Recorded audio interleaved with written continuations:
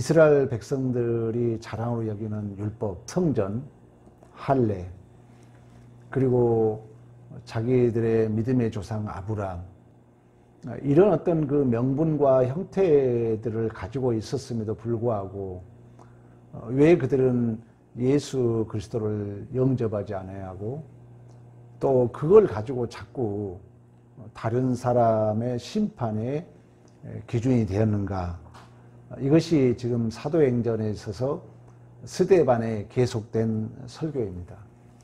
자, 예를 들어 보면은 요단강을 이스라엘 백성들이 여호수아를 통해서 건너잖아요. 요단강을 건널 때 법궤를 메고 갑니다. 그러니까 제사장들이 법궤를 메고 요단강 발에 딱 발을 디뎠더니 물이 이렇게 흐르던 물이 저 헬몬산에서 흐르던 물이 이렇게 벽같이 이렇게 물이 멈춰요.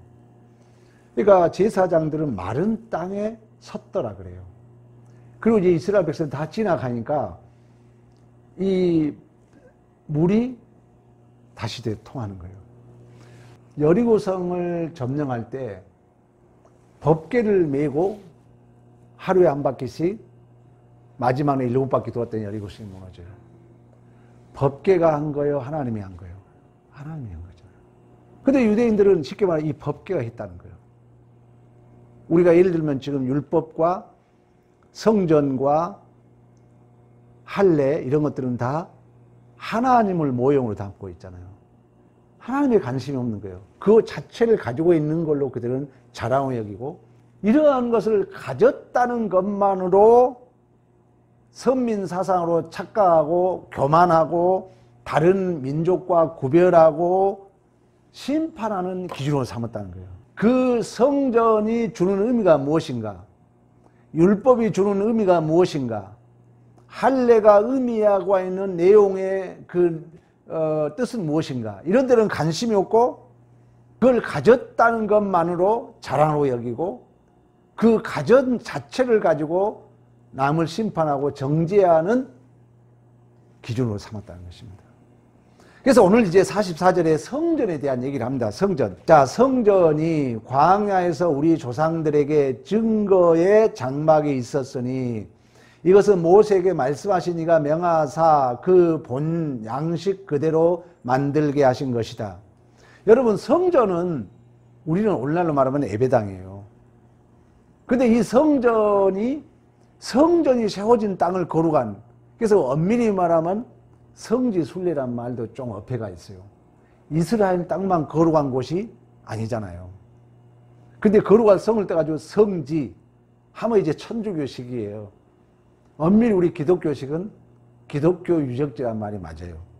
그러면은 이 성전이 있는 곳, 이 성막은 원래 광야에서 하나의 성마로 있었던데 하나님이 그 규정을 얘기해주고 그게 다시금 예루살렘 성전에 지어진 줄로 믿습니다. 맞는 얘기잖아요. 그들은 그 성전을 가지고 있다는 것은 우리가 이미 하나님이 우리를 특별하게 선택해서 성전을 좋은 걸로 착각한 거예요.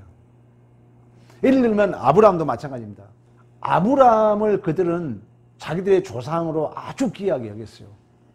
그래서 솔직히 말하면 아브라함이 원래 이스라엘 사람이었어요? 아니었어요? 아니었잖아요.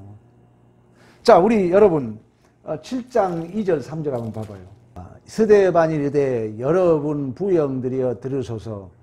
우리 조상 아브라함이 하나안에 있기 전에 메소포타미아에 있을 때 영광의 하나님이 그에게 보여 이르되 내 고향과 친척을 떠나 내가 내게 보일 땅으로 가라 하시니 아브라함이 갈대아 사람의 땅을 떠나 하란에 거하다가 그의 아버지가 죽음의 하나님이 그를 거기서 너희 지금 사는 이 땅으로 옮기셨느니라.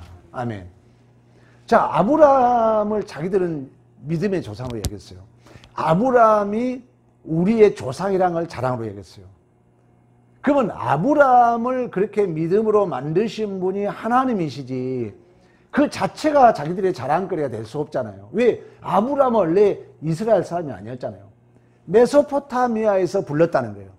메소포타미아는 어디냐면은 티그리스강, 유브라데스강 사이거든요.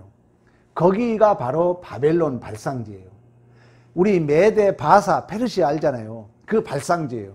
그러면 어떻게 보면 아브라함은 자기들의 조상이 아니라 저 이방 땅, 이스라엘 백성들이 가장 미워했던 그 이쪽 지역이 아수르, 그 옆에 바벨론, 그 옆에 메대, 페르시아, 이 우리가 뭐 초승달 지대라 해가지고 그 티그리스 강과 유브라데스 강 사이에서 아브라함을 불렀거든요.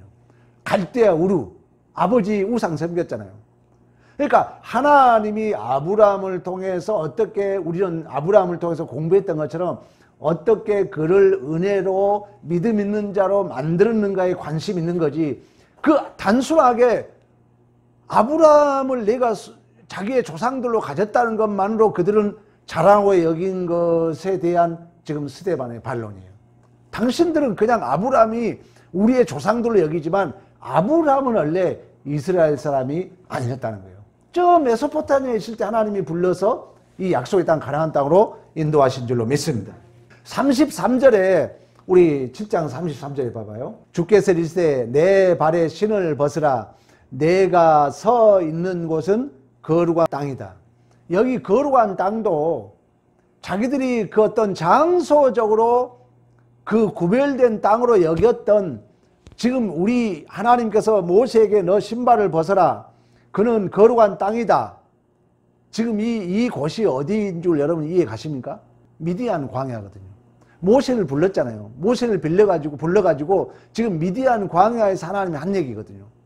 미디안 광야에서 하나님께서 신발을 벗으라는 것은, 그 가시떨기 나무에서 불러서 신발을 벗으라는 것은 너의 발걸음을 네 마음대로 가는 것이 아니라 누가 인도하겠다? 하나님이 인도하겠다는 거예요. 하나님이.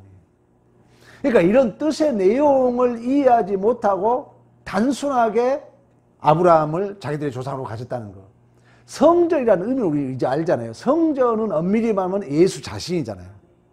예수 자신이 이제 성령으로 우리 안에 내주하기 때문에 우리 자신이 성전이잖아요.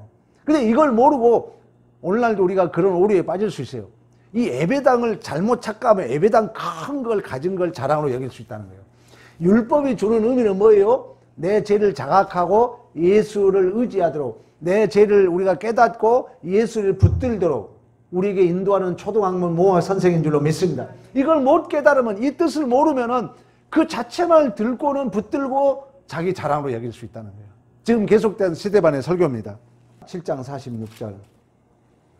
다윗이 하나님 앞에서 은혜를 받아 야곱의 집을 위하여 하나님의 처소를 준비하여 달라고 하였더니, 이 말은 뭐냐면은 다윗이냐, 성전을 다윗이 짓고 싶어 했잖아요. 여러분 기억나잖아요. 다윗이 성전을 짓고 싶었지만 하나님은 한 번도 다윗에게 내 성전을 지어달라고 얘기한 적이 없다 그러거든요.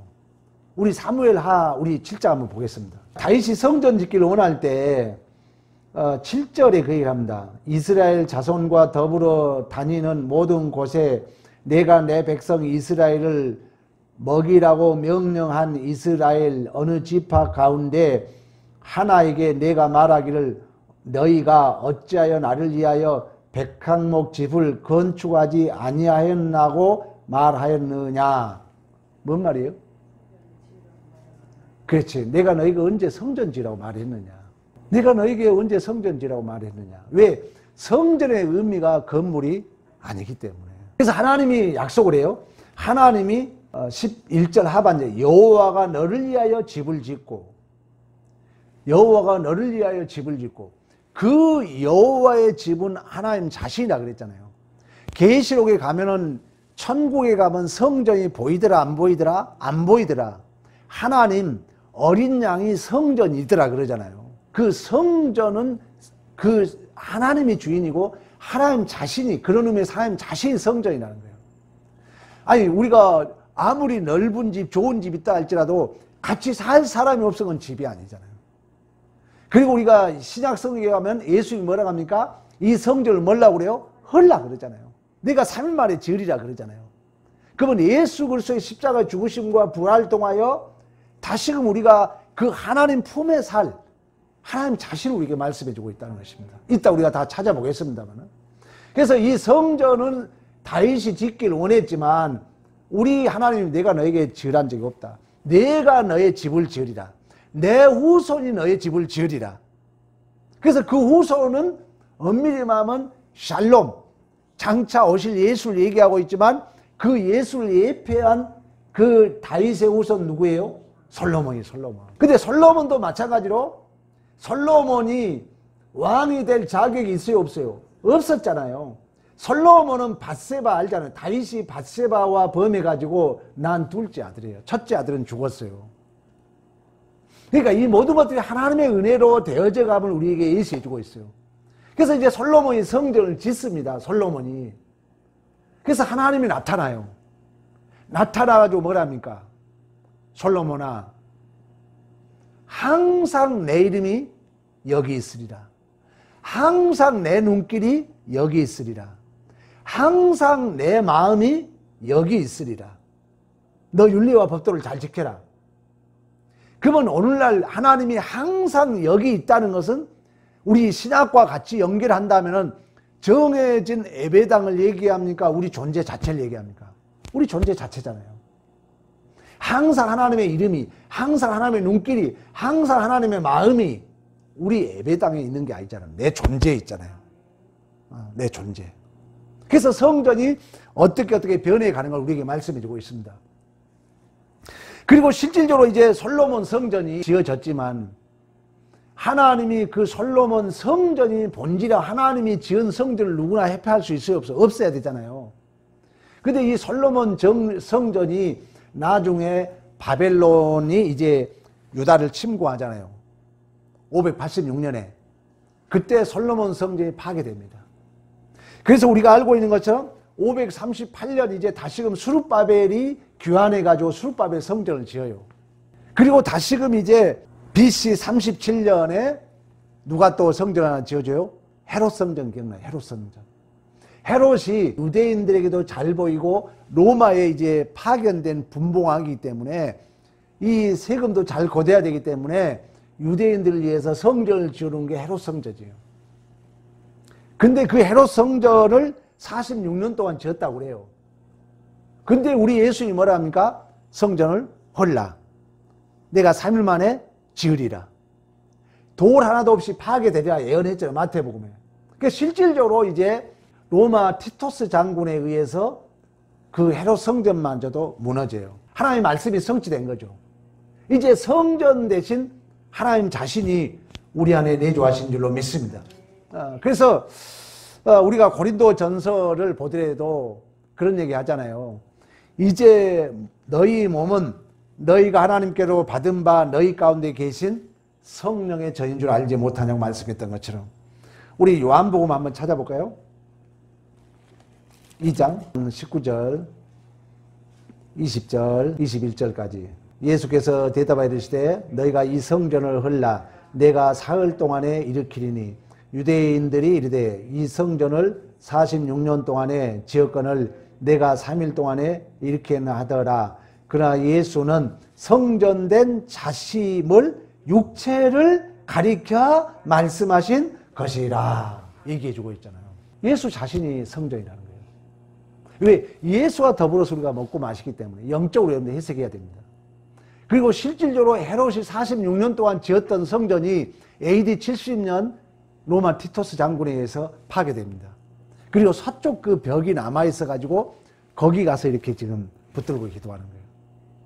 그러니까 이 성전이 어떻게 어떤 의미를 가지고 있는가를 이해 못하면은 그 성전만 들고 자랑으로 여기고 그걸 가졌냐 못 가졌냐로 남을 심판하고 정죄하는 기준으로 삼았다는 것입니다.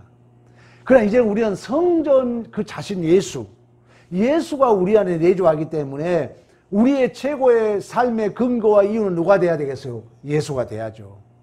근데 이 바리새인들은 이걸 모르기 때문에 자기들은 성전으로 여겼어. 성전을 자랑으로 여겼어. 실질적으로 성전은 다 파괴되고 여러분 그 통곡의 벽만 남아있다니까요. 그럼에도 불구하고 그들은 그걸 자랑으로 여기고 너는 가졌다 못 가졌다 그러면서 예수에 대한 관심이 없는 거예요. 그러니까 예수가 성전이니까 자기들이 가진 게 이제 허당이잖아요. 예수가 성전이라고 왔다 하니까, 그러니까 자들이 기분이 나쁘니까 예수를 죽이는 거예요. 또 스데반이 이런 올바른 설교를 하니까 기분 나쁘니까 스데반을 죽이는 것입니다. 다음 시간 우리가 스데반이 죽는 이야기를 하겠습니다. 그리고 이제 두 번째는 51절, 다시 이제 본문으로 돌아와서 7장 51절 할례에 대한 얘기를 합니다. 할례. 7장 51절. 목이 곱고 마음에 귀에 할례를 받지 못한 사람들아, 너희도 너희 조상과 같이 항상 성령을 거스르는 도다. 52절. 너희 조상들이 선지자 중에 누구를 박해하지 아니하였느냐. 의인이 오시라 예고한 자들을 그들이 죽였고 이제 너희는 그 의인을 잡아준 자요 살인하는 자가 되리라. 아멘. 여러분, 이 할례는요 또 한번 성경을 한번 찾아봐야 돼요. 좀 바쁘지만 창세기 우리 17장으로 가겠습니다. 9절 10절만 읽겠습니다. 하나님이 또 아브라함에게 이르시되 그런즉 너는 내 언약을 지키고 내 후손도 제대로 지키라. 너희 중 남자는 다 할례를 받으라. 이것이 너와 너희 후손 사이에 지킬 내 언약이라. 이 11절 너희는 포피를 베어라. 이것이 너와 나 사이의 언약의 표징이니라. 아멘. 할례라는 것은 우리 여러분 알잖아요. 남자 생식기를 자르는 거예요. 그런데 지금 아브라함에게 이 할례를 얘기하고 있잖아요. 그러니까 이 할례의 뜻을 우리가 바로 알아야 돼요. 할례는 세례와 연결돼요. 할례라는 거 뭐냐면은 쉽게 말하면 예수가 죽고 예수가 살았다는 얘기예요.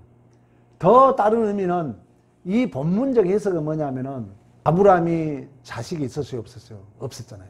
아브라함은 아들이 없었어요. 다메섹 사람 엘리에셀이 있었어요. 그래서 하나님 앞에 아브라함이 내 씨를 달라고 그래요. 상속자를 달라고 그래요. 하나님이 약속을 해요. 하늘의 별과 땅의 티끌같이 바다의 모래같이 주겠다고 약속을 해요. 근데 약속은 했는데 나이는 서서히 어때요? 들어가는 거예요. 여러분 생각해봐요. 아니 자식을 주겠다는데 아브라함 나이는 먹어가. 또 자기 아내도 나이는 먹어가. 또 자기 아내는 경수도 끊어졌어. 그러니까 약속은 줬는데 인간적 조건은 더 좋아져요, 나빠져요? 나빠져요. 오늘 본문에도 다시 그 약속을 하면서 뭐라 하면은 할례를 받아라. 나는 전능하신 하나님이다. 나는 전능하신 하나님이니까 할례를 받아라. 그 말은 뭐예요? 너 아들을 주겠다 하면서 쉽게 말하면 남자도 고추 다 자르라는 거예요. 이해가 갑니까? 이해가 안 되잖아요. 애를 낳아야 되는데 할례를 받으라는 거예요. 그러면서 나는 전지전능한 하나님이다. 이게 영원한 언약이다 그래요. 그러면 이 언약은 뭐예요? 이 자식은 너 스스로 낳을 수 있는 것이 아니라 누가 주겠다? 하나님이 주겠다는 거예요. 하나님이 주겠다는 거예요. 할례의 의미가 그렇다는 거예요. 그래서 이제 세례도 마찬가지로 이제 이 할례를 받은 증거들은 이제 내가 예수와 죽고 예수와 함께 산 자로서 내가 새롭게 잉태된 그 보증으로서 우리 안에 누가 와 계세요? 성령이 와 계시는 거죠. 성령이. 로마서 2장 한번 더 찾아보겠습니다. 로마서 2장 29절. 오직 이면적 유대인이 유대이면 할례는 마음에 할지니 영에 있고 율법 조문에 있지 아니하니라. 그 칭찬이 그 사람에게 아니요 다만 하나님에게서니라. 이걸 현대인 성교로 해석하면 이렇게 되어 있습니다. 오히려 마음에 참된 변화를 받은 사람이라야 참 유대인이며 기록된 율법이 아닌 성령에 의한 마음의 할례가 진정한 할례다. 이 말은 뭐예요? 할례는 이 내 조건을 다 제거하라는 거예요. 다시 말하면 그 후손이 물론 100세 불가능한 이삭으로 출생했지만 갈라디아서 3장 16절은 이 아브라함의 자손은 여럿을 말하는 것이 아니라 예수 그리스도를 얘기하고 있는 것처럼 우리가 그 아브라함 같은 자녀로 할례를 통해서 언약이 성취되었다는 것은 그 아브라함의 후사로 잉태할 수 있는 것은 나의 조건과 나의 자격이 전혀 없는 하나님 은혜로 예수 그리스도 십자가 은혜로 성취되었고 그 확증으로 성령이 내 안에 내주하신 줄로 믿습니다. 이 뜻을 모르면 너희들은 성령을 거스린 자라는 거예요. 할례의 의미. 그러니까 우리가 성경이 해석을 안 하고 그냥 그 자체만 가지고 있으면은 안 된다는 거예요. 우리가 형식도 중요하지만 우리가 예를 들면 칼을 내가 들고 있는 게 중요한 게 아니라 이걸 어떻게 사용하느냐가 더 중요한 것처럼 지금 계속해서 성전 문제, 할례 문제, 이제 세 번째는 율법의 문제입니다. 우리 시간이 좀 갔지만 사도행전 다시 7장으로 가서 율법의 내용까지 마치겠습니다. 7장 53절 너희는 천사가 전한 율법을 받고도 마다 지키지 아니하였도다. 율법 우리 계속 공부했잖아요. 이제 율법이 뭔 기능인가 알잖아요. 율법은 내가 성경책 들고만 다닌 게 자랑이 아니잖아요. 율법의 기능은 반드시 나를 제대하게 만든다는 거예요. 그러니까 법이라면 지키라고도 줬지만 너는 지킬 수 없다는 것을 뭐하도록 자각하도록 줬다는 거예요. 그러니까 율법을 통해서 내 죄가 발견되고 내가 죄인됨이 확인되어지고 나는 내 스스로 구원을 받을 수 없구나. 그리고 예수를 붙들도록 한 줄로 믿습니다. 그래서 율법은 예수 그리스도에게 인도하는 뭐다? 몽학선생이라는 거예요. 우리 이것도 성경 구절 한번 로마서 3장 20절 그러므로 율법의 행위로 그 앞에 의롭다 하심을 얻을 육체가 없나니 율법으로는 죄를 말아 깨달음이라. 이건 그래서 율법을 바로 알면요 겸손합니다. 지금 이 스데반 설교의 핵심은 뭐냐면은 모든 게 하나님의 은혜의 결과라는 거예요.